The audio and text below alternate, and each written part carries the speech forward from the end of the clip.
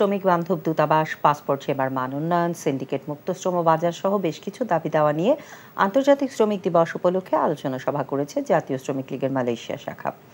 Malaysia থেকে NTV staff correspondent Kaiser Hamid Hannan জানান, কুয়ালালামপুরের জিটাওয়ারে এই আলোচনা সভা অনুষ্ঠিত হয়।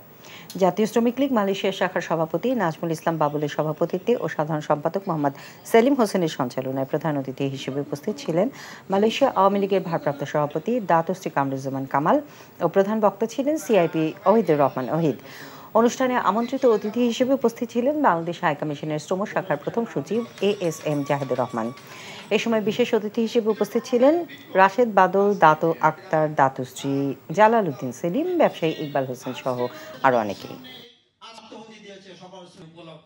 বিকাশে কম খরচে ক্যাশ আউটের লিমিট বেড়ে 50,000, প্রিয় এজেন্টও 2টা।